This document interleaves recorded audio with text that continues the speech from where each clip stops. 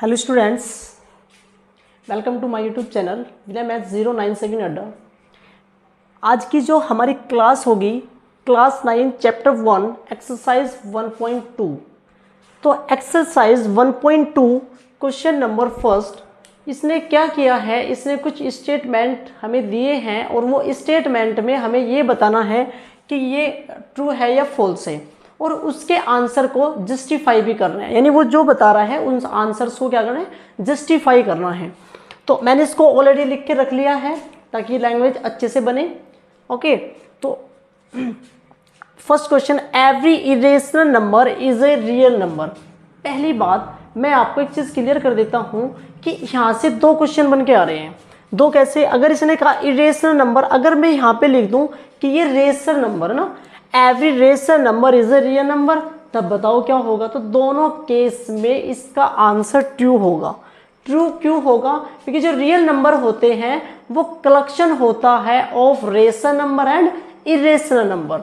तो वो किसका कलेक्शन होता है? रियल नंबर, रेशनल नंबर्स और इरेशनल नंबर्स का कलेक्शन होता है रियल नंबर। देखिए द ट्रू क्या है? ये ट्रू है। Collection of real numbers is made up of rational and irrational number. ये क्या होता है? रियल नंबर्स का कलेक्शन होता है, रेशनल और इरेशनल नंबर। तो इन दोनों चीज में मैंने क्या कर दिया, दोनों का अगर रेशनल पूछे तब भी ट्रू होगा और इरेशनल रियल नंबर्स बोले तब भी ट्रू होगा। मैंने दोनों चीज को यहाँ पे आंसर में लिख दिया है। क्वेश्चन नंबर 2 यानी 1 का जो सेकंड पार्ट है वो क्या कह रहा है? Every point on the number line is of the form root M where M is a natural number.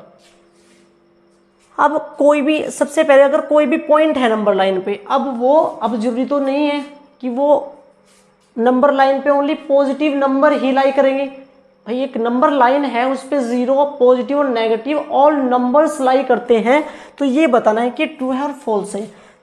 तो क्या है false? No negative number can be the square root of any natural number. जो square root होता है कोई भी negative, अगर ये सपोज ये एम क्या है, एम कोई भी मतलब नेचुरल नंबर, अब पॉसिबिलिटी क्या है कि ये नेचुरल नंबर है? अगर ये नेगेटिव नंबर होता है, अगर ये कोई भी नेगेटिव नंबर हो गया तो कोई भी नेगेटिव नंबर आएगा जो रूट में, तो वो क्या होगा? नेचुरल नंबर थोड़ी होगा। तो इसने कहा कि false, no negative number can be the square root of any natural number, कि कोई भी जो नेगेटिव नंबर होगा वो कभी भी स्क्वायर रूट नहीं होगा नेचुरल नंबर्स का। ओके, थर्ड पार्ट क्या कह रहा है कि every real number is an irrational number. वो कह रहा है कि जो रियल नंबर्स हैं, मतलब हर एक रियल नंबर्स क्या है? इरेशनल नंबर है। ये भी फॉल्स है। देखो इसमें और इसमें दोनों में चीजें देखना आप, फर्स्ट में और थर्ड में क्या डिफरेंस आ रहा है। अब वो कह रहा था कि भाई इरेशनल नंबर रियल होते हैं, लेकिन ये कह रहा है कि रियल नंबर इरेशनल होते हैं। तो ये क्या है? एक, अब यहाँ पे ध्यान से देखना, ये क्या है? फॉल्स है। अब मैं एग्जाम्पल की बात करूँ कि क्यों है, मैं कह रहा हूं कि भाई जो रियल नंबर है, 2 क्या है? मेरा एक रियल नंबर है, लेकिन 2 एक इरेशनल नंबर तो नहीं है। तो ये चीजें हमारी क्या हो गई, ये जो हमारा ये कॉन्ट्रडिक्शन जो था, ये हमारा ये अलग और ये अलग, दोनों में क्या है? डिफरेंस है। जो रेशनल होंगे वो रियल होंगे, जो रेशनल होंगे वे रियल होंगे, जो इरेशनल होंगे वे भी रियल होंगे। लेकिन ये जरूरी नहीं है कि रियल नंबर भी इरेशनल होंगे। ओके, अब क्वेश्चन क्या कह रहा है कि भाई ये जो एग्जांपल मैंने लिया है, तो ये क्या आंसर फॉल्स है इसका, कि 2 क्या है? रियल नंबर है बट नॉट इरेशनल। अब आपको हो गए, अगर इस क्वेश्चन को थोड़ा मैं चेंज कर दूं कि every real number is an rational number, तो क्या होगा? वो भी फॉल्स होगा। अगर मैंने कहा भाई, अगर मैंने रियल नंबर कुछ भी लिया, इसने क्या कहा? कलेक्शन होता है रियल नंबर किसका? रेशनल और इरेशनल नंबर का। अगर मैंने कहा कि रियल नंबर क्या होता है? रेशनल नंबर, ठीक है, मैंने कहा चलो ठीक है मैं ले लेता हूँ √2 को ले लिया मैंने, तो √2 क्या एक रेशनल नंबर है? नहीं हो सकता, वो इरेशनल नंबर है। तो क्या दोनों सिचुएशन में, अगर वो यहाँ इरेशनल पूछे या रेशनल पूछे, दोनों सिचुएशन में वो क्या आएगा? फॉल्स आएगा।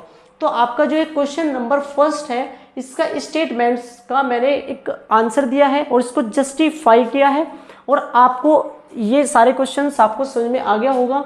इसके जो सिलेबस मैंने आपके साथ अभी डिस्कस नहीं किया है, एक्सरसाइज 1.4 यहाँ से आपकी डिलीट हो रखी है। बाकी के क्वेश्चंस, बाकी एक्सरसाइज चैप्टर 1 में पहले की तरह ही बने हुए हैं। अगर वीडियो आपको पसंद आया हो तो वीडियो को लाइक कीजिए, शेयर कीजिए और चैनल को सब्सक्राइब करके रख लीजिए, ताकि आपको अच्छी से अच्छी ट्रिक मैं क्वेश्चंस में आपको समझा सकूं। Thank you.